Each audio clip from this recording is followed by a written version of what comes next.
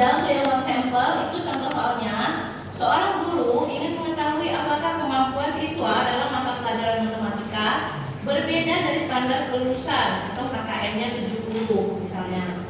Data hasil ujian dari 25 siswa dikumpulkan, tetapi hasil uji normalitas menunjukkan bahwa data tidak berdistribusi normal, sehingga digunakan uji Wilcoxon one sample non parametrik untuk menggantikan one sample t-test. Nah, untuk mempersingkat waktu kita nggak usah uji normalitas. Kita anggap semua data yang ada, semua data contoh itu sudah tidak normal ya. Nah, caranya untuk uji one sample, boleh masukkan kan? Nah, klik analyze, kemudian pilih non parametric test,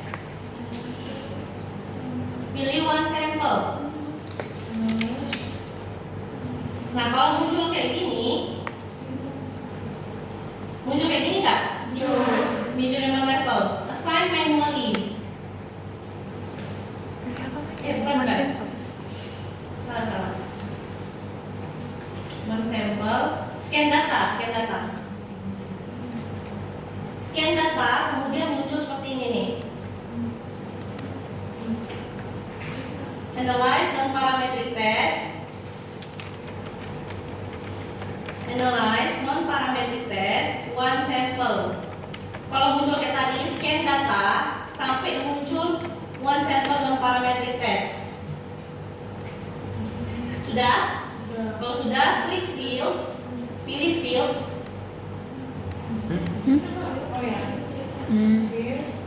Fields. Test fieldnya masukkan yang data nilai.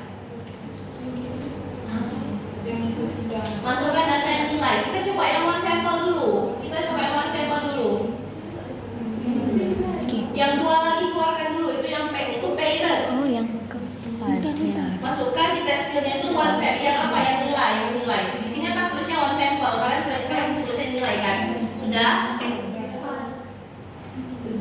Sudah? Kanan. Kalau kawannya belum bantu. Sudah? Kalau sudah, klik settings. Fields, klik setting. Di kotak select an item, di kotak select an item itu choose test, ada kan? Nah, pilih customize test. Coba kalian cari di situ Wilcoxon sign rank test. Apakah yang mana tadi? Cari Wilcoxon sign rank test di customize test. Oh, ini Wilcoxon sign test. Banyak kali. Yang ada tulisannya Wilcoxon. Nih di sini dia nomor 2 compare median hypothesis. Wilcoxon sign rank test. Ada? Cetak. Kemudian hypothesis mediannya tadi berapa? 70. Berapa? KKM-nya berapa tadi? 70. Masukkan nilainya 70. Ini mirip kan dengan one sampel? Tadi di soal. Mirip nggak? Nah, kalau udah tekankan.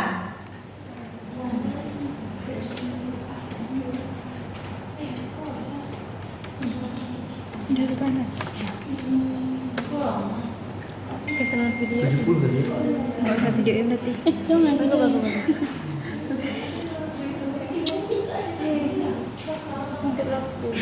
Ya. Iya lagi. Ya dari tadi. Sengaja biar mungkin aku Kayaknya lama nih. Pembahasan. pas latihan aku. Iya, ada aja kan?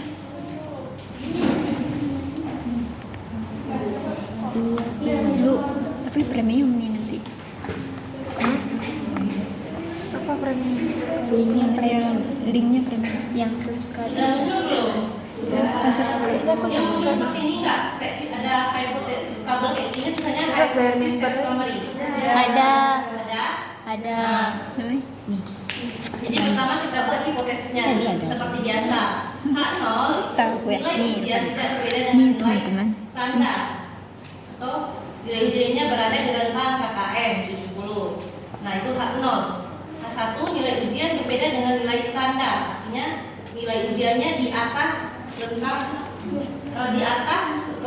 KKM atau di bawah rentang KKM. Nah, di hipotesis untuk membuat hipotesis kalian bisa lihat tabel itu, tabel ini. Ini null hipotesis. Null hipotesis itu sama dengan H0. Kan the median of nilai ujian equals 70. Kan sama tuh dengan H0 kita. Iya. Nah, H1-nya kebalikannya. Nah, kita lihat signya 0,01. 0,01 artinya berpengaruh. Iya kan? Iya. Oh ya, tabel ini kalau di biasa itu kan ANOVA atau kayak ada, pokoknya ada tabel-tabel yang kalian kenali lah. Kalau di dalam parametrik tabel ANOVA-nya itu seperti ini. Nah, itu signya 0,01 lebih kecil dari 0,05, artinya ada pengaruh. Nah, decision-nya ini dia di sini. Di situ apa tulisannya decision-nya? Reject the null hypothesis, artinya tolak H0. Artinya tolak H0, artinya berpengaruh. Oh ya. Nah, kemudian kita interpretasikan berdasarkan hasil uji Wilcoxon one sample terhadap nilai pembanding 70 diperoleh nilai signifikansi sebesar 0,001 lebih kecil dari alfa. Hal ini menunjukkan bahwa median nilai ujian siswa berbeda secara signifikan dari standar kelulusan. Dengan demikian dapat disimpulkan bahwa kemampuan siswa berada di atas standar kelulusan. Oke. Dan untuk one sampel sampai situ ada pertanyaan?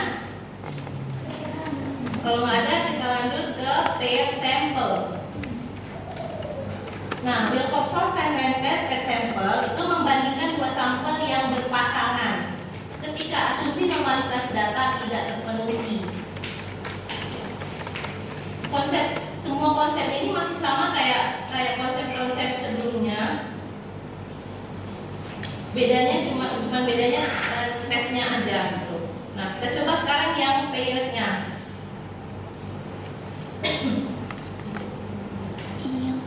Nah, kita coba yang paired-nya itu. Datanya dimasukkan tadi kan? Dah. Sebelum dan sesudah. Oke. Klik analyze. Ya. Non-parametric test.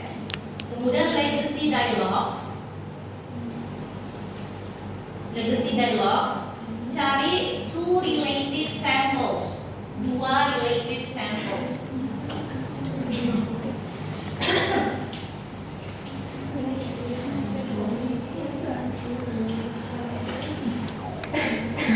Nah, kalian familiar nggak dengan penampilannya? Familiar. Apa yang kita masukkan di sini? Sebelum apa? Oke. Sesudah? Oke. Option tidak usah. Kemudian test type-nya Wilcoxon, centang Wilcoxon. Kemudian oke kan.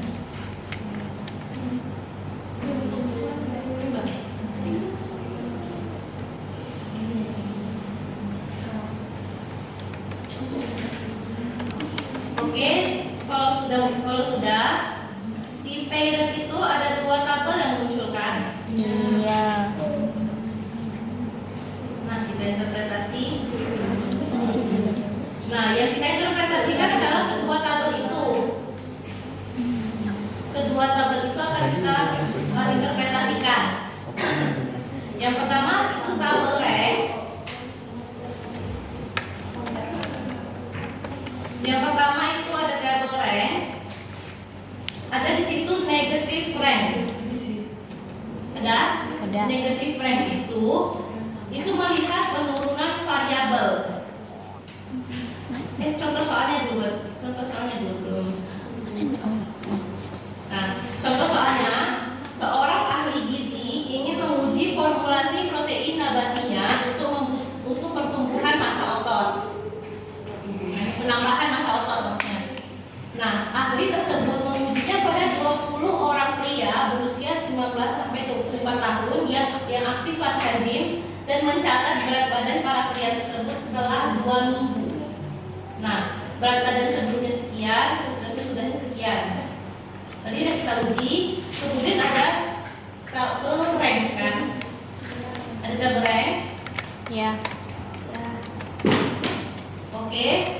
Yang pertama ada negatif range dan positif range. Kalau negatif itu dia untuk melihat penurunan variabel, sedangkan positif range itu untuk melihat kenaikannya. Artinya apa? Di situ negatif range-nya berapa? 0. 0. Artinya dari sebelum dengan sesudah itu tidak ada yang mengalami penurunan. Paham? Nah, itu artinya tidak ada dari 20 sampel, 20 orang responden. Dari 20 orang responden itu tidak ada yang mengalami penurunan. Kalau misalnya ada, mungkin ada nilainya di sini ada 1 orang atau 2 orang gitu. Nah, kemudian di positif range itu 20 kan, artinya 20 orang atau seluruh responden itu mengalami kenaikan dari sebelum dengan sesudah. Nah, kenaikannya itu sekitar 10,50%. Rata-rata kenaikannya. Rata-rata kenaikannya sebesar 10,50. Nah, kemudian ada satu lagi TICE. TICE itu artinya setara. Nah, TICE di sini nilainya 0, artinya tidak ada dari 20 orang responden itu tidak ada yang mengalami kenaikan, tidak ada yang mengalami kenaikan atau penurunan. TICE ini dia berarti nilai sebelumnya dengan sesudahnya sama. Nah, dari 20 orang responden nilai sebelum dan sesudahnya yang sama itu nggak ada. Jadi di sini nilainya 0. Tidak ada kenaikan dan keturunan. Penurunan. Nah, kemudian setelah range, kita lihat di tes statistik. Di tes statistik itu sebelum kalian menyimpulkan, kalian buat dulu hipotesisnya H0 H1, kemudian kalian lihat di asif shift to tail itu kalau di bawah alpha artinya berpengaruh.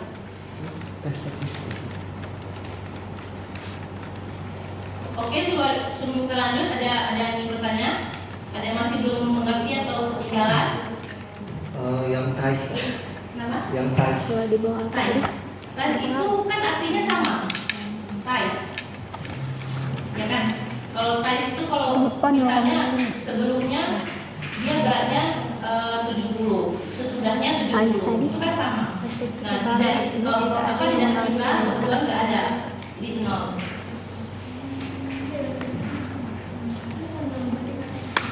Oke, ada lagi?